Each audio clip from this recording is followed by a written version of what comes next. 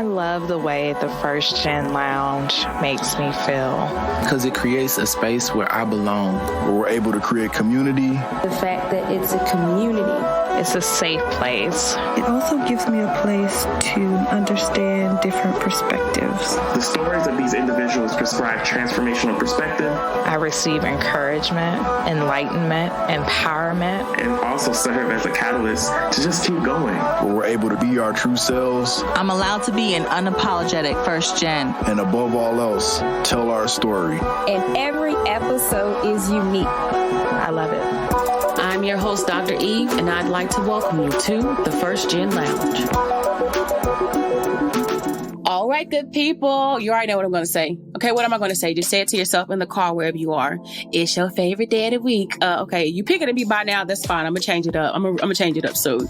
But I am always excited to have people on this show. Y'all know that, to have new family members join us. And today, the person is special because we met when I started this. Like literally, she was in the space the day I was like, this is what I'm going to do with my life. And I was sharing with the group at UNC Greensboro, the University of North Carolina at Greensboro, at the Life Design Catalyst training. Shout out to Bill. This is where I met Dr. Ayeesha Hankins, who is a brilliant woman of color, a brilliant higher ed professional, turned entrepreneur. Great stuff that's going to happen in this conversation because we are both life design catalysts and we're here to help you get your life together. No, but really, Dr. Hankins, hello. How are you? Welcome to the First Gen Lounge. Hi, I'm excited to be here. This is really, really great. Look, I agree with you. This is so great. I'm so glad we got to reconnect and to see how our worlds have come together after 3 years from having met each other. It's been a little bit more than 3, almost 3.5 years ago. Oh my goodness. In September, right? Mm-hmm. The time flies fast, right? And it's like literally I met you all and we were at UNCG and 3 months later was on my own. Now 3 years later, I'm totally on my own. So good stuff. But look, so glad to have you here. You know, I'd like to jump right into it. So if you will, tell us about yourself and tell us your first gen story. Sure. So my name is Ayeesha Hankins. I was born and raised in Anchorage, Alaska. And the backstory there, honestly, is my grandparents' story. So they met and married in Texas and migrated to Portland, Oregon during World War II and eventually made their way up to a territory called Alaska in the late 1940s, looking for jobs and opportunity. And so I was raised in Anchorage. That's the story of how my family got there. I grew up in a single parent family household. So I'm the youngest of 3. I have 2 older brothers. And one of the gifts in that is that my grandparents were our neighbors always. And so we were insulated, I think, from a lot of the realities of being a single parent or being part of a single parent family. And one of the things that I got from my grandparents, and I say this particularly in hindsight, was this sort of possibility mindset. That's something they taught us, they modeled to us. And that mindset really is that anything's possible. And so as I went through school and then eventually made my way to high school, going to college seemed like the next natural step, even though both my parents had started college and not finished, and my brothers at the time were pursuing college. It seemed like the next course of action for me. So I applied kind of on a whim, honestly, to Oregon State University. And the funny story is, like, I didn't do my research. I didn't learn all the details about the institution. I remember applying because my brother had said that the football team was good. So I guess that was enough for me. I applied actually late, got accepted, and transitioned to Corvallis, Oregon, which was wonderful. I was excited about it. But I tell you, one of the things that made that initial transition really hard was the fact that I hadn't visited campus during orientation months before the fall term. So again, being part of a single parent family household, we didn't have the funds for me to fly down to Corvallis and spend time on campus before the term started. So literally once I got there a few days shy of day 1, that was my introduction to everything. And it was such a hard time for me because I had built up all these expectations in my mind about how it was going to be, and it wasn't that. So I just remember those first couple of days literally being on the phone, crying to my mother, lamenting about the whole experience. And honestly, within that first term, I withdrew from Oregon State, re-enrolled at Portland State, which is an institution that's about an hour and a half north in Portland, Oregon, a larger major metro. And then I unenrolled from Portland State and re-enrolled in Oregon State. So I literally had to go back and forth a bit just to kind of make sense of, was Oregon State the right place for me? And so I eventually landed there start of my second term, it was pretty clear that this was the right place for me, and the rest of my time there was wonderful. So I graduated with a biology degree, really with the intention of going into medical school. But I knew in the back of my mind that that was not where I wanted to go. And so I had some real honest conversations with a couple of mentors who happened to work in student affairs, student services. And so those conversations were really instrumental to me continuing my education and travels to other places to get my master's and then eventually my PhD. What a journey. If you could change anything about all of it, from going to school, picking schools, the transferring, the doctorate, what would you change? What do you wish you would have known? Yeah.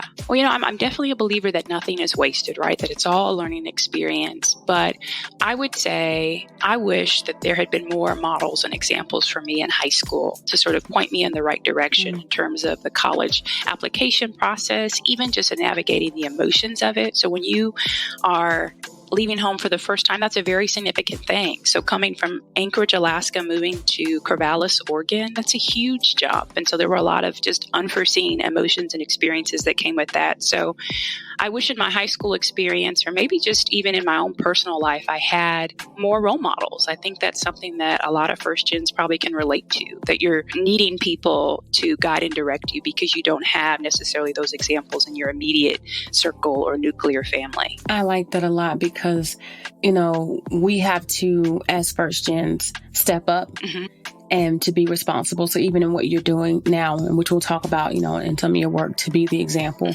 but even to be a part of this conversation, in the lounge, to be able to tell your story so that others can find their own way as well. Right. And start to think about some of the decisions that they could, would, should be making as they go forward. So I'm sure there are high school and college age, professionals even who are listening across the spectrum of life. So I hope that they really take to what you just said, to start early and, to reach out and find those people and to start asking those questions to get the help that they need. Thank you for that. Yeah, absolutely. So it's interesting that you said you thought about being an ND. Yeah, I did. We were two of a kind because, but I know last time we talked, it's like, gosh, we have so much in common. But yeah, I too had the same thing. I, thought I'd be a doctor one day and realized that chemistry and mathematics was not my thing. And biology and all of it, like the sciences, I did well enough to pass and not fail past, like, B or C. Right. But I was like, yeah, that wouldn't be good for me as a doctor. So I'm just going to let that go and I'll be a teacher. There you go. But how wonderful that, talking to people and learning and growing, that I find that, I could still be a doctor and still save lives just in a different way. And, and still be in education. So how powerful that we both ended up still doctors, right? And still doing things that we want to do to heal and help and change the world. So if you will, can you tell me about your experience going from first gen to PhD and what that meant for you to apply for programs? Because you got all the way over to North Carolina even. So just all that transition and some of the valuable lessons that you learned through your experiences. Sure. So that transition initially from Alaska to Oregon State was huge. And I think being able to navigate that, even with, some slip-ups in the initial transition, that was really helpful, especially as I continue with my education. I think having role models and mentors that formed throughout my undergrad, particularly those that I spoke of that were really helpful in terms of helping me decide to not go to medical school and instead to go to higher education and pursue a master's degree in that area. I think having those mentors and role models were really helpful. They sort of affirmed to me that I can do it. And after I graduated from Oregon State, I took a year off, just a period of transition, applied to Bowling Green State University, and that really came from the recommendation of my mentor. And it was interesting because going back from my master's degree came with a little bit of resistance from my family. So I had applied for my master's degree, I had gotten assistantship, which that really just means that I had gotten funding. So I was going to work on campus, that was going to pay for my tuition. But I remember one of the most challenging hiccups really being conversations that I had to have with family. And I think a lot of it was they had saw me get my bachelor's degree. And for them, that was a significant accomplishment. I mean, literally most of my immediate family from Alaska was at my graduation. So for me to go back to school, they almost thought it was unnecessary. And so it was a couple of hard talks that had to happen before I transitioned to Ohio to go back to school. And that experience was challenging. Just to sum it up in one word, it was a highly competitive program. It was small town Ohio. I was one of very few staff of color because, again, I worked in order to pay for my tuition. And so honestly, that was just a period of cultivating resilience and persistence, that I am anchored to this goal and it's going to happen no matter what. And so I'm having just to navigate some of the interpersonal challenges, the competitive sort of aspect of the program.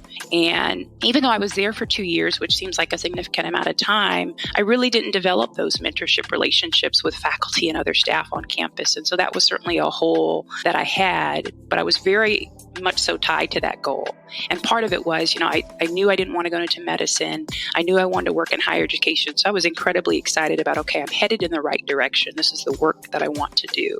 So I made it through that program, 2 years time, small town Ohio, graduated, and honestly was sort of envious of my classmates because at the time, most of them had jobs already lined up at other institutions across the country. And that was not my story. So I was working in student affairs, student services, but I didn't have a particular department that I wanted to work in. There wasn't like a specialty that I was going after. I was sort of open. And so as much as that was a good thing, I didn't really land on that position that I wanted right after graduation. So I ended up going back home, which in hindsight was a great thing. But I think at the time I felt sort of insecure about that. That I didn't have a position and I'd worked so hard for this degree. And I had kind of convinced my family, right, it was essential.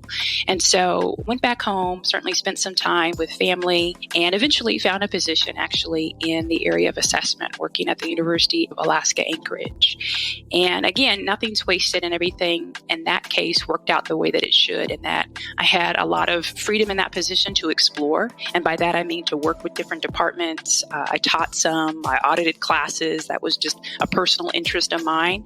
And so after a few years working there, it was really clear that I wanted to kind of switch to the other side of the house to academic affairs. And I wanted to specifically focus on educational psychology. I had audited a course that was wonderful, and I knew that that was the field I wanted to go into. So having that freedom in that position really allowed me to land on, okay, this is the next plan, is to go back for this PhD. And as circumstances would have it, my husband would get a job in North Carolina. We would transition across country from Anchorage, Alaska to North Carolina. And then I would go back to school at the University of North Carolina, Greensboro. The road is never straight. No, not at all. And what I love most about your story is that you were able to take the breaks, still get valuable experience, and then still move to the next. But you said it, previously that no time wasted, right?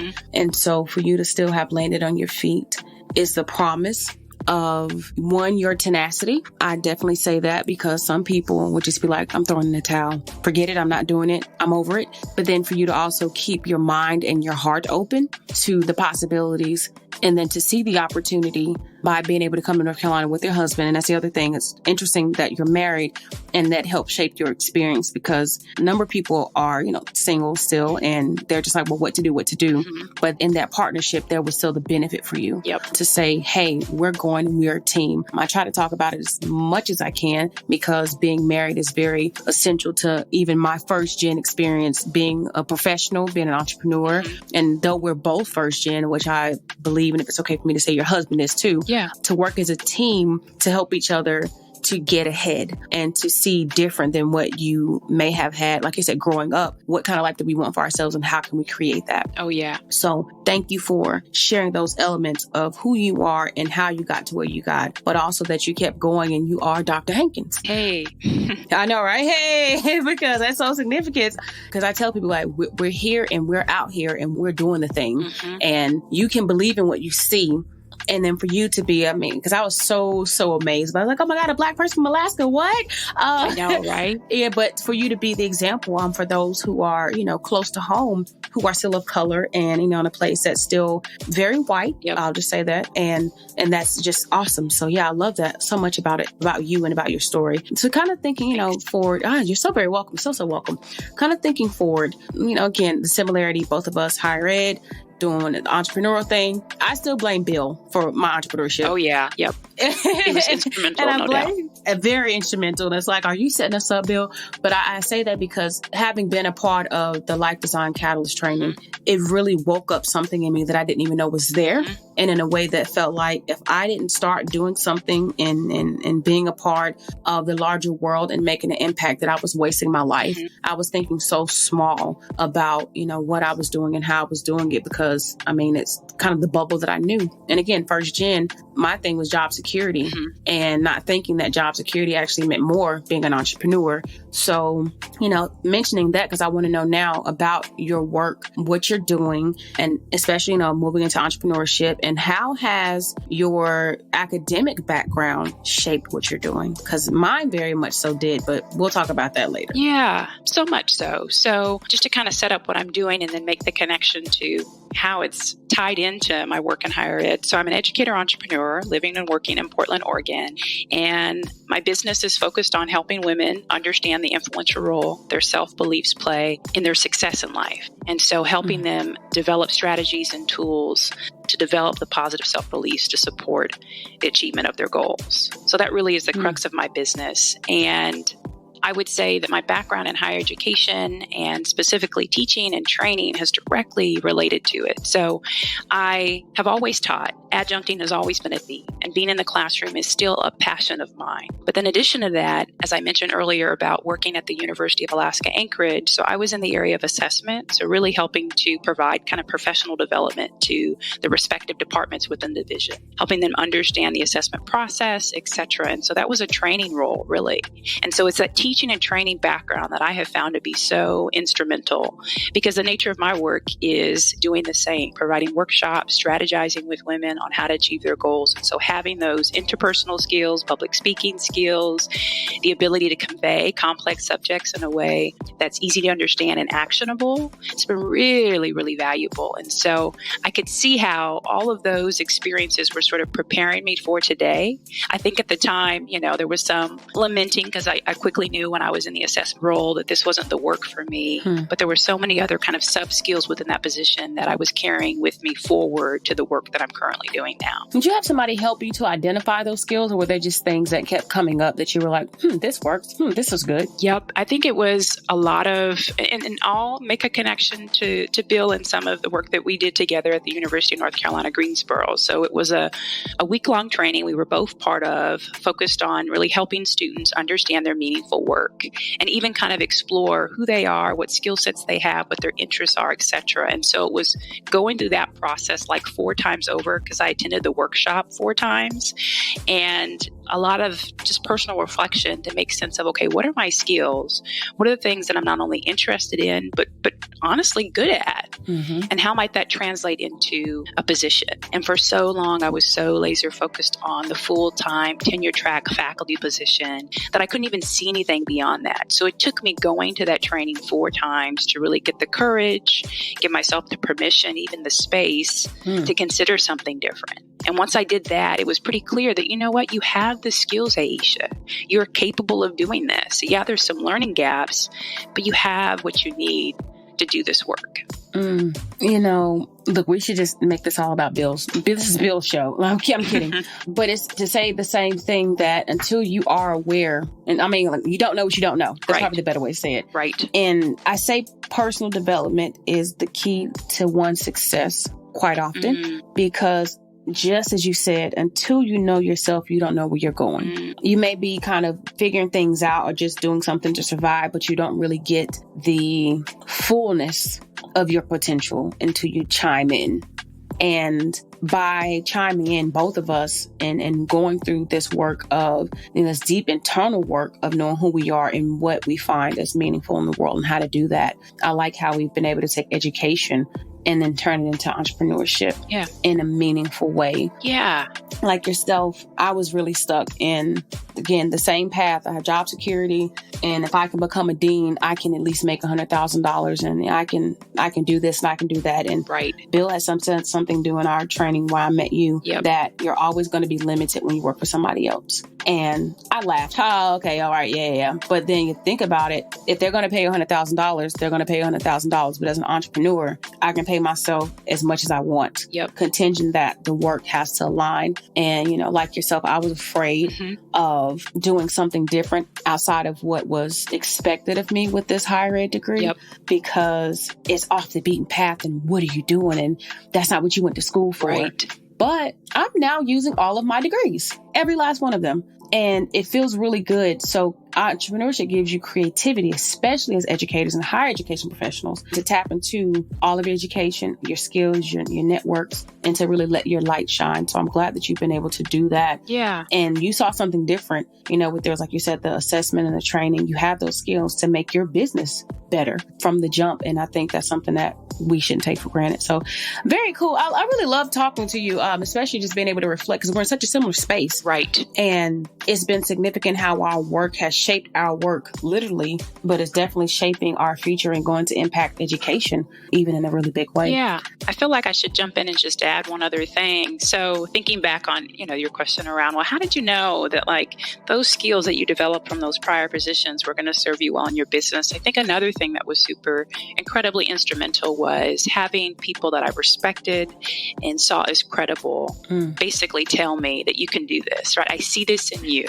I know that you can accomplish this. And speaking of kind of the crux of my business, which is around self-beliefs, it is incredibly empowering to see someone or to hear someone that you value and respect tell you that you are capable. I see this potential in you. You have the skill sets you need. I mean, it really does cultivate your sense of capability. You feel like, okay, if she believes that I can do it or he believes that I can do it, then I can. You sort of internalize that. So I had several conversations that were focused on, where I was headed and the work I wanted to do. And there were a number of people that affirmed that for me. I like that you said that it's okay for other people to affirm you as well. Yeah. Because I think a lot of times society tends to tell us that we have to affirm ourselves and only affirm ourselves, like not to look outside of ourselves for what we need. But if you're the kind of person that words of, affirmation, your love languages, if that's important to you and coming from people that you love, then you got to do that so that you'll feel good. Because it's not that I don't know that I'm capable, but like yourself, it feels really good to know that somebody who I respect, I admire, I value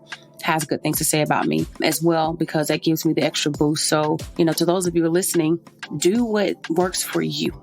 And don't think that having somebody else tell you that you are enough, is not being enough. That's just doing what you have to do to feel good and to know what makes you thrive. Yeah. I love hearing good job. And, I appreciate getting a pat on the back. I tell myself that all the time. But when my husband says it, I'm like, oh, yeah. I really did it because you're my person. Right. It's essential. And I feel like we are not self-made people. And so, yes, part of that is our own, taking responsibility and having to manage our own self-perception, self-beliefs. But I think part of that is other people affirming to us what they see in us. Absolutely. Because oftentimes we can not see it in ourselves. So I think that's just essential is having people be supportive and encourage the work that you're doing and the skill sets that you have. We need other people to help remind us what we can do.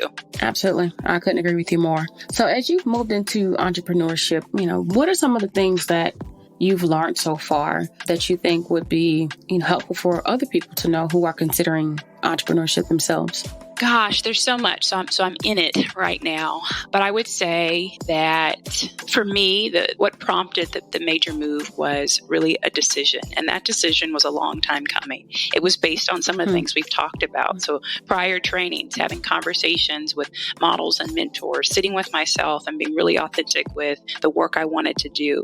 But it was at the point that I decided that I sort of stepped out and started to forge my own path. And so I would say, create space to kind of think about the work that you want to do, things that really are aligned with what your passions, etc. I think we have to create space and think about that because I found that while I was in higher ed for several years, it wasn't anything that I was passionate about. And I knew that. And so that was a huge part of just coming to that decision. It took time to get there and courage had to be cultivated before I could make the leap because I actually left a full-time position and went into just adjuncting. So I had the freedom and space to launch my business and really commit more time to it. But in terms of, one of the major take-homes so far, I would say that forging your own path, doing something that's unconventional is the ultimate learning experience. right? And you've kind of talked about it already in that, there's a lot of resistance, whether it be from people or just even the learning curve of trying to figure out this space called entrepreneurship. And so I would say that it's exciting. I know that it's the work that I want to do, but it's definitely pushing me out of my comfort zone. It's definitely been a stretch consistently, so much so that I've had to rely upon a lot of the work that my business is based on, these self-beliefs, right? How do you manage self-doubt? Because when you're doing something that's outside of the box, that's not limiting, that's not traditional, you have a lot of those conversations where they may tempt you to fall into doubt, to even have to kind of explain why you're pursuing the work that you're doing. And so I think to be able to manage that well, at least for me, it has been leaning on some of the work that I'm doing and to really be reminded about my passion. So that passion is really the motivator for me when things get tough and challenging. But yeah, it's been the ultimate learning experience. And I think anytime you're stepping out and doing something on your own and on your own terms, it's exactly that. If you had to put it as in your experience in one word, what word comes to mind? Gosh, one word. One word. Come on, give me three now. Yeah, one word. No, I would say growth. And if I could explain that a bit, I would say that in order to grow, you have to step out of your comfort zone, which is a continually sort of scary and challenging and stretching process. But I have been living in the growth zone, and it's been a lot of failing forward. It's been a lot of persistence. Again, it's been a lot of me managing my own self-beliefs about what I can do, but it's been worth it. I think everything that's living grows. And so that is the space that I've been in since starting this business. I think that's very on point. Growth is significant. As entrepreneurs, it's never ending. And, it's always something we just talked about it, always something to change, to switch up, to explore. And it's like, this again, but at the same time, it's so exciting. For me, it's exciting, even when I'm just like, oh my gosh, everything's falling apart. Yeah. It's the idea that I can put it back together in the way that I see it. It is exciting. See fit for it. Yeah, absolutely. Especially when you see your progress too, right? It's not without moments of that too, where you've achieved something, you've accomplished something, you see your skill sets growing. And so, it's absolutely exciting as well. So what are some things that you're doing for, development as an entrepreneur as well? Anything that you're reading, masterminds? What do you subscribe to support your growth, your journey? I think some of that's been finding community. So I'm relatively new to Portland, Oregon, and finding a group of peers and professionals who are doing like-minded work has been definitely a goal and a focus. And so there are a couple of masterminds that I'm part of, but I also created a meetup called Black Women Achieving More. So I didn't see exactly what I wanted in terms of community of Black women who are trying to accomplish big things in their personal, professional lives. So I also created that. So it's sort of a twofold. And then I sought it out to the extent that it's here and that I found it. But I also created some spaces where I was really hopeful that I could get some advice and insight and encouragement and even, resource sharing in terms of how to build a business in this new city. I would also say that finding ways to be around people who are doing the type of work you want to do is really important. So kind of related to that point, but literally finding other women who are creating businesses that are like-minded. I think that's a big part of how you and I reconnected, really, just in that I've been looking for and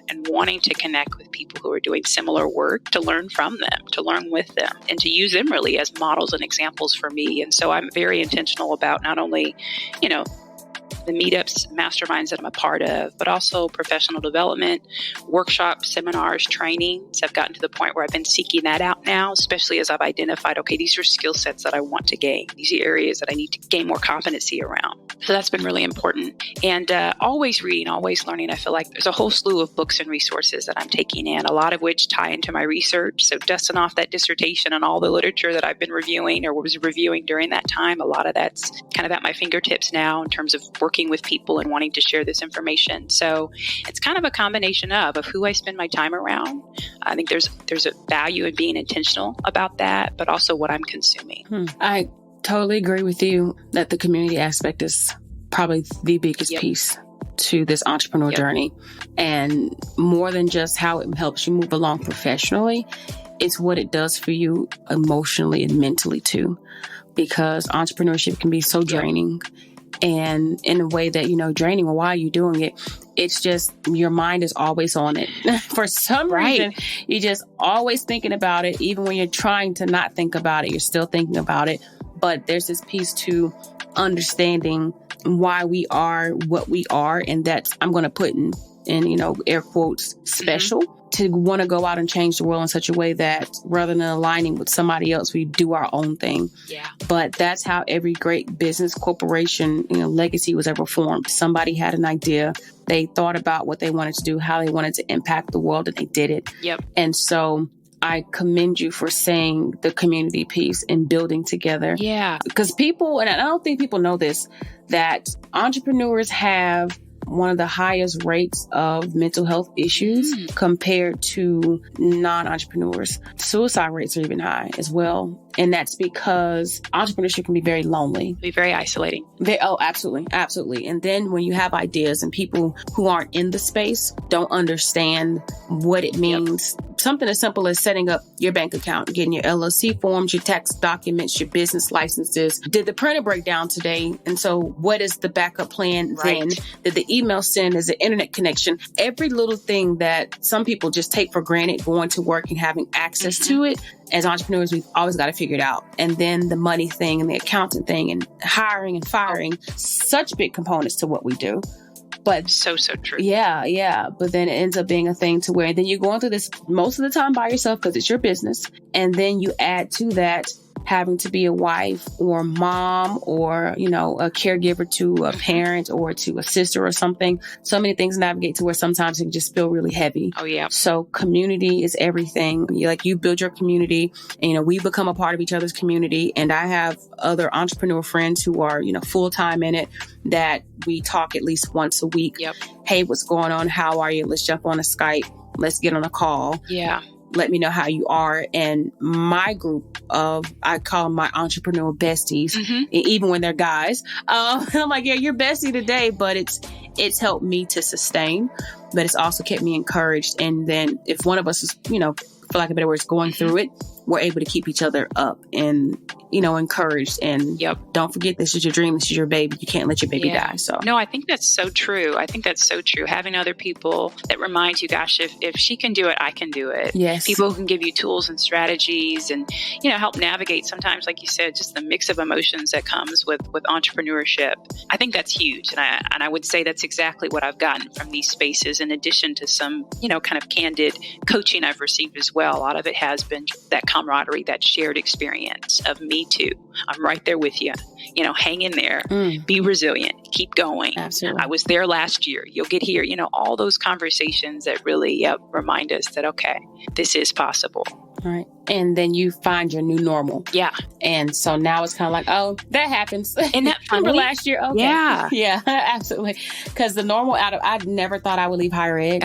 Never thought I'd leave higher ed. I didn't see it. And the whole goal was to, be a rock star. Oh, right. Yep. And now I'm just thinking, now I'm rocking, and I say that because I'm finding the space between who I always knew I could be, I guess, and what feels right for my life. And then just this freedom. So I feel so aligned with my values now, and entrepreneurship helped me discover that.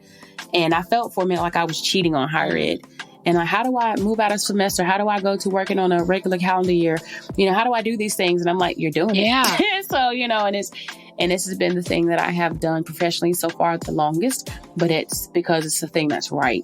And when you find your groove, you groove, Yep, it's so true. I know when I have moments of kind of questioning, what's ahead and can I do it? I think I do something very similar in terms of thinking back on my past experience. Like, gosh, I've come this far. I worked through that. We were able to get through that. And so it's a reminder of, no, you've done it before in the past, really, and you can do it again in the future. So yeah, I definitely think that there's time spent thinking about my kind of meandering, my curvy path through higher education and now where I'm at now. And I can see that no, it's all worked together, and that's all been a learning experience. And yeah, it will continue to be. Absolutely. And it's good. It's all good. And I think the thing about being first gen that makes the experience so, I guess, in alignment is that it's nothing new for us to be new to it, whatever that it may be, because there's so many things as first gens that we haven't experienced, but then our parents or our grandparents or our guardians haven't experienced to be able to tell us too,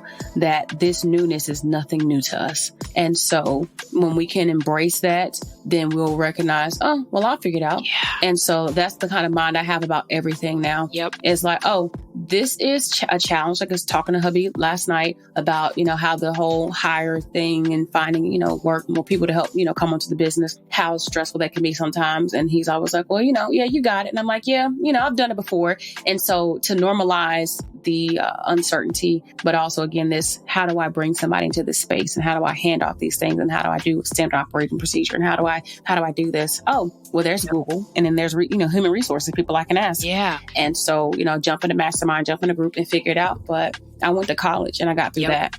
And I got a master's, and then I got a doctorate, and then I started a business. So you don't think I can do it? And when I started to go back and self-validate and see the things that I've been able to do and, gas myself up, I'm like, oh, okay, I'm fine. But then it always helps with him to say, but you can do it. Yeah. So it's just, a mix of both. But reflection is powerful. Yep. I love that. It is very powerful. I love that. Yeah. So I know we're at a point of wrapping up, and I love to be two Black women doctors who are entrepreneurs. This is the coolest thing in the world right now to me. This is such an exciting conversation because and then the people come to the show, I'm like, man, these are the people in my circle. These are doctors. Like, really? That's my reality? And it still shocks me though some days. Like, why are you shocked? Because it's just the not knowing part and the not having come from it, but then for it to be the new reality, right? Yep. But this is great. So, what I want to know from you, and I'm pretty sure those who are listening or probably have questions as well, but what is that one thought that you want to leave us with? What do you want us to carry with us for the rest of our lives? I would say believe that you're capable. You have the capacity to learn and grow and achieve your dreams. Just like that. Look there, and there it is. That's it. Have to be long to be deep. I believe that. Absolutely believe that. And you have literally been all across the country and back. So to achieve yours. So there's really no boundaries to how that dream is achieved either. And I love the example through your life, through your story. Thank you for that. Well, I know that there are going to be individuals who are going to want to find you and connect with you. So where can they find Dr. Hankins on the internet? Yeah, I would say the best place is my website. So it's ayeeshahankins.com, and I'll spell my first and last name just for the listeners. It's AyeeshaHankins.com. Awesome. Well, thank you so much for being here with us today, for sharing your journey, your curvy road journey. Those are the favorite roads to be on, right? Because they're the ones that are the most fun. And and thank you for all that you are and for all that you will be. Thank you for daring to step into your purpose, for your boldness in connecting, and for being a part of this first gen community, and for making a difference. I appreciate you. And we are looking forward to all that you're going to do. I'm going to keep up with you. And please know that we here in the First Gen Lounge, we're your family and we've got your back. I'm so grateful, Dr. Eve. Thanks so much for having me. This was incredible. You are so very welcome. Until the next time, Dr. Hankins, take care. Bye-bye. Did you go at any point during this session? If so, then go ahead and subscribe, then uplift friends, colleagues, and students by sharing the show. Also, don't miss out on exclusive insights that I only share via email by joining the First Gen family at www.thepurposeprofessor.com/family. I know I said a whole lot, so I'm going to drop a link in the show notes. Now, until the next time, don't forget to be resilient, authentic, and intentional in all that you do. And no matter what, keep pressing forward.